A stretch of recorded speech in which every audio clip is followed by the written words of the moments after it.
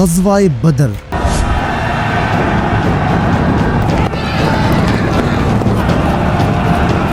The first battle of اسلام۔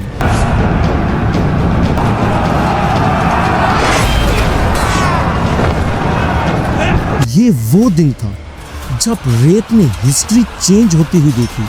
313 ایمان والے اور مقابلہ تھا ہزاروں کفار سے۔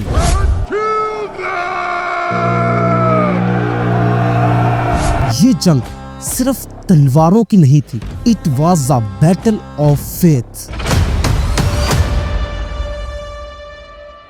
جب فرشتے آسمان سے اترے اور زمین نے ایمان والوں کے نعرے سنے، یہ غزوہ بدر تھا، دی ڈے آف ٹروتھ۔ لا الہ الا اللہ محمد الرسول اللہ۔ جہاں کمزوروں نے دکھا دیا کہ ایمان کیا ہے، جہاں باطل نے سر جھکایا، جہاں حق نے سر اٹھایا اور باطل زمین بوس ہو گئے۔ یہ وہ صبح تھی جس نے تاریخ بدل دی۔ غزوہ بدر، دی بیٹل دیٹ چینجڈ ہسٹری۔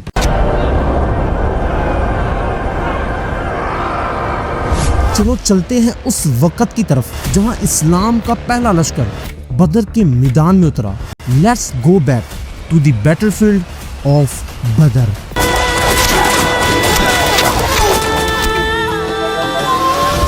سال ہے 624 اور مہینہ ہے رمضان کا، ایک ایسا دن جو ہسٹری کا دہارا بدلنے والا تھا۔ بدر کے میدان میں دو لشکر ایک دوسرے کے آمنے سامنے کھڑے ہیں۔ ایک ہے قریش مکہ کا مکمل تیار شدہ فوجی لشکر 950 سولجرز کے ساتھ، اور دوسرا ہے مسلمانوں کی چھوٹی سی فوج 313 جان باز۔ لیکن ان کے پاس وسائل بھی بہت کم تھی۔ یہ بیٹل ہے جسٹس ورسز انجسٹس، ایمان با مقابلہ کفر۔ غزوہ بدر اسلام کی وہ فرسٹ بیٹل تھی جس نے اسلام کے اصل روح کو ورلڈ کے سامنے ظاہر کیا۔ وہ فیصلہ کن دن آ چکا تھا، ایک ایسا دن جس نے اسلام کے فیوچر کا رخ متعین کرنا تھا۔ یا تو اسلام آج گریٹ وکٹری کے ساتھ ابھرتا یا سب کچھ اسی میدان میں ختم ہو جاتا۔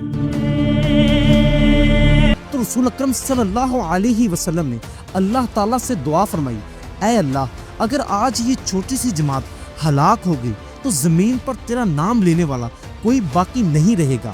بٹ آخر اس بیٹل کا آغاز کیسے ہوا اور سچویشنز یہاں تک پہنچی کیسے؟ آئیے ذرا پیچھے چلتے ہیں۔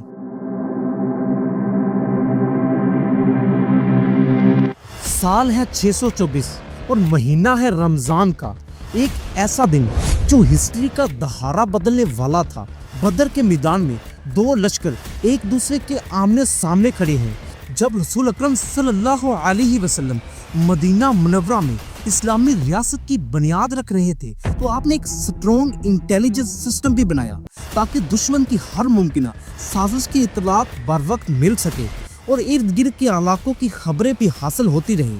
ہجرت کے سیکنڈ ایئر اسی سسٹم کے ذریعے ایک خبر ملی کہ قریش مکہ نے ایک بہت بڑا تجارتی قافلہ روانہ کیا ہے، اور اتنا بڑا تجارتی قافلہ پہلے کبھی نہیں دیکھا گیا۔ اس میں تقریباً 1000 اونٹ تھے اور سامان کی قیمت تقریباً 50,000 دینار کے لگ بھگ تھی۔ یہ ایک بہت بڑی رقم ہے۔ آپ کو یاد ہوگا ہجرت کا وقت جب مسلمانوں کو اپنا گھر، مال، اثاثے اور سب کچھ چھوڑ کر مکہ سے نکلنا پڑا تھا، اور قریش نے مسلمانوں کی یہ ساری چیزیں لوٹ لی تھی، اور انہی لوٹی ہوئی چیزوں کو وہ اپنے قافلے میں شامل کر کے بیچنے کا منصوبہ بنا رہے تھے۔ یعنی جو دولت مسلمانوں نے اپنی ہارڈ ورکنگ سے ارن کی تھی، اب وہی دولت مسلمانوں کے خلاف ویپنز بننے جا رہی تھی۔ رحمت العالمین نے اس ٹائم بھی جسٹس اور ٹرسٹ کو نہیں بلایا۔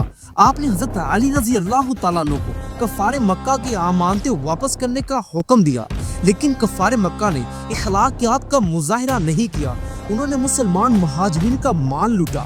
اب ضروری تھا کہ ان کے ظلم کو روکا جائے۔ انہوں نے مسلمانوں کو ان کے وطن سے نکال دو انہیں، اور ان پر ظلم کے پہاڑ توڑے، اور اب ضروری تھا کہ انہیں سمجھایا جائے کہ وہ جب چاہے مسلمانوں پر ظلم نہیں کر سکتے۔ और वो जब तक मुसलमानों की ओरिजिनल पावर नहीं देखेंगे तब तक वो बाज नहीं आएंगे। तो रसूल अकरम सल्लल्लाहु अलैहि वसल्लम ने काफिले की निगरानी के लिए एक शख्स को रवाना किया और अपने सहाबा से फरमाया, जिसके पास भी सवारी है वो रेडी हो जाए और मेरे साथ चले। तो रसूल अकरम सल्लल्लाहु अलैहि वसल्लम ने मुमकिन मुकाबले की तैयारी शुरू कर दी और हर शख्स इस मौके का मुंतज़िर था। हर सहाबी इस जहाद में शामिल होना चाहता था। कुछ बाप बेटों ने तो पूरा अंदाज़ी डाली कि कौन जाएगा, क्योंकि हर शख्स शहादत का ख्वाहिशमंद था। यूं 313 पर मुश्तमिल मुसलमानों की एक छोटी सी आर्मी रेडी हो गई। इनमें से कुछ यंग भी थे, लेकिन रसूल अकरम सल्लल्लाहु अलैहि वसल्लम ने इन कम उम्र लड़कों को वापस भेज दिया। इन्हीं में से एक थे उमैर बिन अबी वकास, ओनली 16 ईयर के। वो भी बहुत शौक से जाना चाहते थे। उन्होंने खुद को छुपाने की कोशिश की ताकि रसूल अकरम सल्लल्लाहु अलैहि वसल्लम उन्हें देख ना सके, बट रसूल अकरम सल्लल्लाहु अलैहि वसल्लम ने उन्हें देख लिया और मुस्कुराए और मोहब्बत से फरमाया, तुम अभी छोटे हो, वापस चले जाओ। उमैर बिन अबी वकास कद में छोटे थे। उन्होंने पहले कभी भी अपनी कमर पर तलवार नहीं बांधी थी, लेकिन जब तलवार बांधी तो वो जमीन के साथ घिसने लगी। उनका जिस्म बहुत ही छोटा था, लेकिन उनका हौसला पहाड़ों से भी बड़ा था। हजूर नबी करीम सल्लल्लाहु अलैहि वसल्लम ने पहले तो इसे वापस जाने का हुक्म दिया, लेकिन इस यंग सोल्जर का हौसला और जज्बा देखकर उन्हें अपनी फौज में शामिल होने की इजाजत दे दी। उनके भाई साद बिन अबी वकास रजी अल्लाह तआला अन्हु ने उनकी कमर पर तलवार बांधी। हजरत उमैर रजी अल्लाह तआला अन्हु का कद बहुत छोटा था। जब उनकी कमर पर तलवार बांधी तो वो जमीन के साथ एक लकीर खींचती हुई जा रही थी। इसी तरह उमैर बिन अबी वकास रजी अल्लाह तआला अन्हु बदर के शोहदा में शामिल हुए। उस वक्त नबी करीम सल्लल्लाहु अलैहि वसल्लम की साहबजादी हजरत रुकैया रजी अल्लाह तआला अन्हा शदीद बीमार थी और हालत इतनी बिगड़ चुकी थी कि वो बिस्तर से भी उठ नहीं सकती थी। बावजूद इसके रसूल अकरम सल्लल्लाहु अलैहि वसल्लम ने बदर के सफर का इरादा फरमाया और अपने दामाद हजरत उस्मान बिन अफ़्फ़ान रजी अल्लाह तआला अन्हु को हुक्म दिया कि तुम मदीना में ही रहो और हजरत रुकैया रजी अल्लाह तआला अन्हु की तीमारदारी करो। तमाम तैयारियों के बाद 313 सोल्जर पर मुश्तमिल एक छोटी लेकिन पुरअज़म आर्मी रेडी हो गई। रसूल अकरम सल्लल्लाहु अलैहि वसल्लम तपते हुए सूरज तले अपने सोल्जर के साथ बदर के रास्ते की तरफ रवाना हो गए। काफिले अमूमन बदर के रास्ते से गुजरते थे क्योंकि वहाँ बहुत ज्यादा कुएं होते हैं। मुसलमानों के पास बहुत ही कम सवारियां थी, सिर्फ 2 घोड़े थे और 70 कैमल थे। नबी अकरम सल्लल्लाहु अलैहि वसल्लम, हजरत अली और हजरत मुर्सद रजी अल्लाह तआला अन्हु एक ही ऊंट पर बारी बारी सवारी करते थे। लेकिन जब रसूल अकरम सल्लल्लाहु अलैहि वसल्लम के पैदल चलने की बारी आती तो वो दोनों अर्ज करते, या रसूल अल्लाह, हम पैदल चल लेते हैं, आप सवारी पर सवार रहे। नबी करीम सल्लल्लाहु अलैहि वसल्लम ने जवाब दिया, तुम चलने में मुझसे ज्यादा पावरफुल नहीं, मुझे भी अजर की उतनी ही जरूरत है जितनी कि तुम्हें है। इस तरह ये तीनों बारी बारी सवारी करते। एक मौके पर नबी करीम सल्लल्लाहु अलैहि वसल्लम ने अपने लश्कर की तरफ देखा कि कुछ नंगे पांव चल रहे हैं, कुछ के जिस्मों पर फटे पुराने कपड़े हैं और किसी के पास ज़्यादा राह नहीं, किसी के पास सवारी नहीं। तो हज़रत मोहम्मद सल्लल्लाहु अलैहि वसल्लम ने इस सीन को देखकर अल्लाह ताला से दुआ फरमाई, ऐ अल्लाह, ये तेरे वो बंदे हैं जो भूखे हैं, तू ही इनको खाना खिला, इनके पास सवारी नहीं, तू ही इनके लिए सवारियां का इंतजाम कर। ये वो लोग हैं जो नंगे पाँव हैं, तू ही इनके लिए रास्ता आसान फरमा दे। ये वो लोग थे जिनके पास दुनियावी पावर नहीं थी, लेकिन उनके दिल ईमान की पावर से भरे हुए थे और यही उनकी सबसे बड़ी पावर थी। मुसलमान अभी बदर के मैदान में पहुंचे नहीं थे कि अबू सुफियान को पहले ही खबर मिल गई कि मोहम्मद और उसकी आर्मी बदर की तरफ रवाना हो चुके हैं। शुरू से ही अबू सुफियान को अंदेशा था कि मुसलमान इस काफिले पर हमला जरूर करेंगे। चनाचा वही हुआ। उसने अपना रास्ता चेंज करने का फैसला किया और मक्का की तरफ और रास्ते से जाने का प्लान बनाया और साथ ही इसने एक मैसेंजर मक्का की तरफ रवाना किया जो सिटी की गलियों में चीखता फिर रहा था कि ऐ कुरैश के लोगों, तुम्हारे काफिले पर मोहम्मद और उसकी आर्मी ने अटैक कर दिया है, तुम्हारा सारा माल वेस्ट हो जाएगा, जल्दी करो और अबू सुफियान की हेल्प को पहुंचो। ये न्यूज मक्का में आग की तरह फैल गई। हर घर का माल इस काफिले पर लगा हुआ था। कुरैश ने फौरन 950 सोल्जर्स, 100 घोड़े और 700 ऊंट पर मुश्तमिल एक बहुत बड़ा लश्कर रेडी किया اس لشکر کو لیڈ کر رہے تھے اسلام کے سب سے بڑے دشمن ابو جہل۔ ابو لہب نے بیماری کا بہانہ لگا کر اس میں شرکت سے انکار کر دیا، لیکن اپنی جگہ ایک شخص کو روانہ کیا تھا۔ اس طرح قریش کا لشکر مکہ سے طبل اور گانے بجاتا ہوا روانہ ہو گیا، اور کچھ ہی دنوں بعد ابو جہل کو پیغام ملا کہ تم اپنے قافلے اور اپنے لوگوں کی حفاظت کے لیے نکلے تھے، وہ اب محفوظ ہیں، تم واپس لوٹ جاؤ۔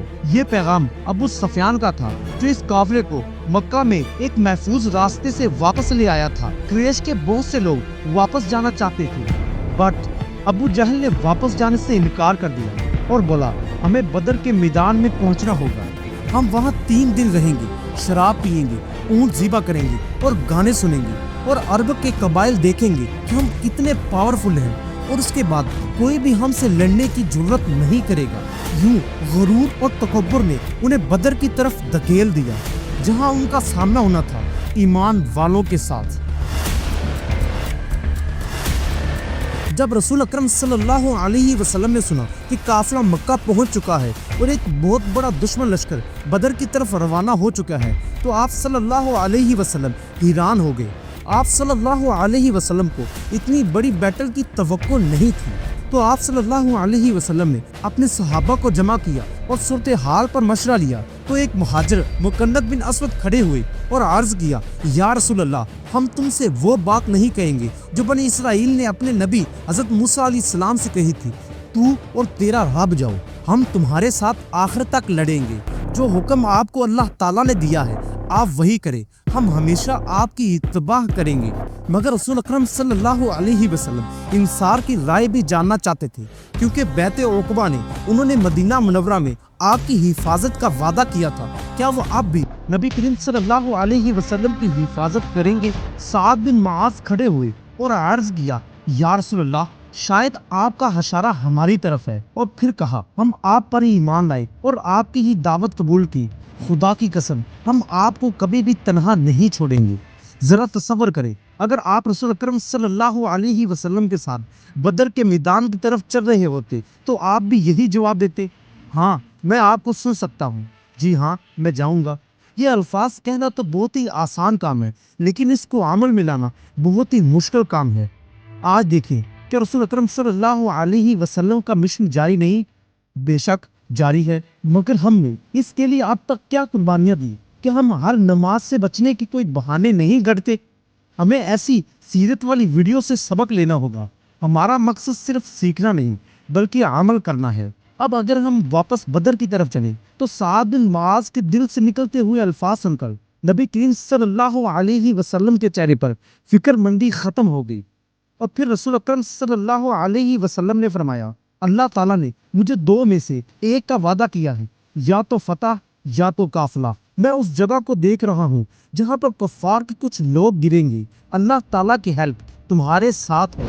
یوں بیٹل کا فیصلہ حتمی ہو گیا۔ ان کے سامنے ایک مکمل ہتھیار بند اور 3 گنا بڑی فوج کھڑی تھی، لیکن مسلمانوں کو اس سے کوئی مسئلہ نہیں تھا، کیونکہ ان کی بریوری ان کے ایمان سے آتی ہے۔ ان کا پروردگار وہ اللہ ہے جو ہر چیز پر قادر ہے۔ رسول اکرم صلی اللہ علیہ وسلم نے اپنی فوج کو کنویں بدر کے سامنے ترتیب دینا شروع کر دیا، اور اس وقت ایک حباب بن منظر نامی صحابی جو تقریباً 30 سال کا تھا اور جنگی حکمت عملی میں بالکل ماہر تھا، وہ رسول اکرم صلی اللہ علیہ وسلم کے پاس آیا اور عرض کیا، یا رسول اللہ، کیا اللہ تعالیٰ نے آپ کو یہاں رکنے کا حکم دیا ہے؟ تو رسول اکرم صلی اللہ علیہ وسلم نے ارشاد فرمایا، نہیں، یہ میں نے حرب کی حکمت کے طور پر چوز کیا ہے۔ تو اس نے دوبارہ کہا، یا رسول اللہ، معاف کیجیے، لیکن مجھے نہیں لگتا کہ یہ سب سے بہترین جگہ ہے۔ آئیے اس جگہ کے قریب چلتے ہیں جہاں پر قریش رکیں گے۔ وہاں ایک کنواں ہے جس کا پانی بالکل فریش ہے، ہم وہاں حوض بنا کر پانی اکٹھا کریں گے اور دوسرے کنووں کو بند کر دیں گے۔ اس طرح ہم جب چاہیں گے پانی پی سکیں گے اور دشمن کو پیاس سے ستایا جائے گا۔ رسول اکرم صلی اللہ علیہ وسلم نے یہ مشورہ عقل مندی بڑا سمجھا اور حباب کا پلان اپنایا گیا۔ جیسا کہ آپ نے دیکھا کہ رسول اکرم صلی اللہ علیہ وسلم نے شورا کی اہمیت دکھائی۔ آپ نے یہ نہیں کہا کہ میں نبی ہوں، میری رائے اہم ہے۔ تو ایک بہت بڑا کنواں کھودا گیا اور اس میں پانی کو بھر دیا گیا اور باقی کنووں کو بند کر دیا گیا تاکہ دشمن کو پانی میسر نہ ہو سکے۔ اب جنگی پلاننگ کرنے کا ٹائم آیا۔ رسول اکرم صلی اللہ علیہ وسلم نے بڑی احتیاط سے اپنی فوج کو ترتیب دیا۔ تیر اندازوں کو پیچھے کھڑا کیا گیا اور نیزہ داروں کو آگے کھڑا کیا گیا۔ پھر آپ نے یہ ہدایت دی، اپنی صفوں سے ہٹنا نہیں، صبر سے قائم رہو اور اپنی جگہ مضبوطی سے جمے رہو، اور جب تک میں حکم نہ دوں بیٹل سٹارٹ مت کرنا، اور اپنے تیر ویسٹ مت کرو، اور جب تک دشمن قریب نہ آ جائے ویٹ کرو، اور جب دشمن کی ڈھالیں نیچی ہو تب تیر کو یوز کرو، اور دشمن جب بالکل نزدیک آ جائے تب نیزے استعمال کرو، اور جب دشمن بالکل سامنے ہو تب تلواروں سے لڑو۔ اب سب کچھ قریش کے ساتھ مقابلے کے لیے ریڈی تھا۔ رات ہو گئی، سب سولجر سو گئے، لیکن ایک ذات جاگتی رہی، نبی کریم صلی اللہ علیہ وسلم۔ آپ صلی اللہ علیہ وسلم اپنے رب کے حضور کھڑے رہے اور ہاتھ اٹھاتے اور دل سے دعا مانگتے، اے اللہ اپنا وہ وعدہ پورا فرما جو تو نے مجھ سے کیا تھا۔ اے اللہ اگر آج یہ تھوڑی سی جماعت ہلاک ہوگی تو زمین پر تیرا نام لینے والا کوئی باقی نہیں رہے گا۔ یہ بہت گہری دعا تھی، تو اللہ تعالیٰ نے اس کو وحی کے ذریعے نازل فرمایا۔ سورۃ الانفال کی آیت نمبر 8 اور 9 میں فرمایا گیا، اپنا وہ وقت یاد کرو جب تم نے اپنے رب سے مدد مانگی تھی تو اللہ تعالیٰ نے فرمایا تھا، میں تمہاری ہیلپ 1000 فرشتوں سے کروں گا جو ایک کے بعد ایک آئیں گے۔ ہاں، اللہ تعالیٰ نے ان چند ایمان والوں کو تنہا نہیں چھوڑا، ان کی اپنے اینجل کے ذریعے ہیلپ فرمائی۔ آخر وہ دن آ گیا، جنگ بدر کا دن۔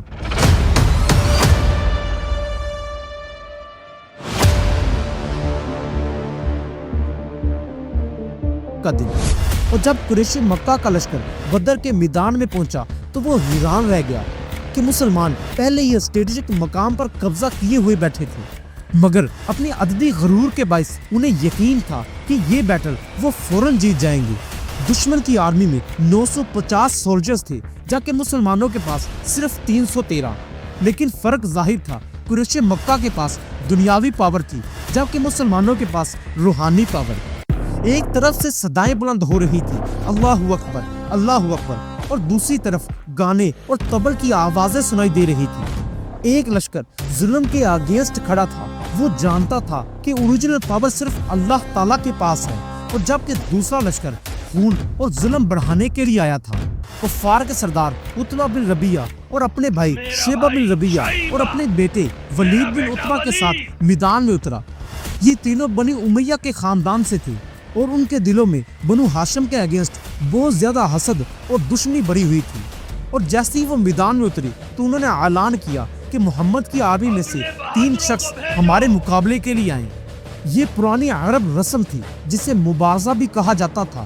اس میں دونوں آرمیز کی طرف سے چند بہادر میدان میں نکلتے تھے اور ان کے درمیان ابتدائی لڑائی ہوتی تھی اور پھر اوریجنل بیٹل سٹارٹ ہو جاتی تھی، اور کفار کی طرف سے یہ تینوں عموی سردار باہر نکلے، اور جیسے ہی انہوں نے للکارا تو انصار کے 3 نوجوان باہر آئے، عواف، معوذ اور عبداللہ بن رواحہ۔ عتبہ نے ان تینوں نوجوانوں کو دیکھا اور طنزیہ الفاظ میں کہا، ہاؤ آر یو، تم لوگ کون ہو؟ پھر بلند آواز میں کہا کہ محمد ہماری برابری کے کوئی آدمی بھیجو تاکہ ہم ان کے ساتھ لڑ سکیں۔ اس کا مقصد تھا کہ بنو ہاشم کے افراد کے ساتھ ان کا مقابلہ ہو، تو رسول اکرم صلی اللہ علیہ وسلم نے تینوں انصار کو واپس آنے کا حکم دیا اور 3 مہاجر کو آگے بڑھنے کا حکم دیا۔ وہ 3 مہاجر تھے، عبیدہ بن حارث رضی اللہ تعالیٰ عنہ، حمزہ رضی اللہ تعالیٰ عنہ اور حضرت علی رضی اللہ تعالیٰ عنہ۔ یہ تینوں حضرت محمد صلی اللہ علیہ وسلم کے اپنے ہی خاندان سے تھے۔ تو عتبہ اپنے مقابلے سے مطمئن ہوا اور پھر مبارزہ شروع ہو گئی۔ حمزہ نے شیبہ کا رخ کیا، علی نے ولید کا، اور ابو عبیدہ عتبہ کے سامنے آئے۔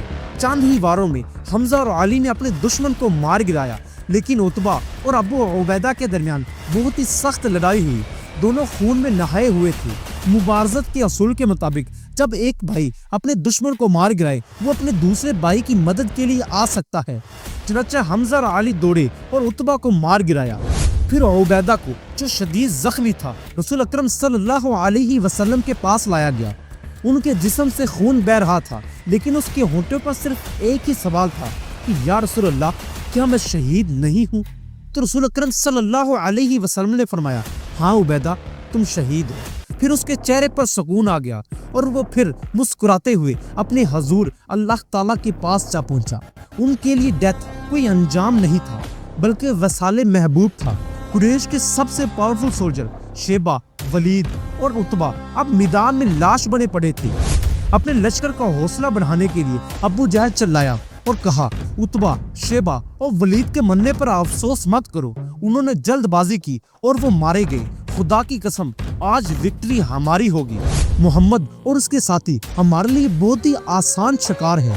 اس نے اپنی فوج کو دوبارہ منظم کیا، اب مبارزت ختم ہو چکی تھی اور اصل جنگ کا آغاز ہو چکا تھا۔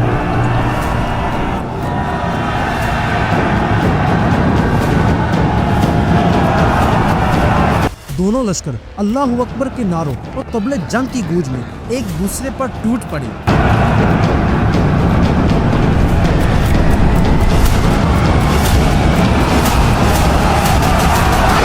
اور فضا میں گرد و غبار چھا گیا۔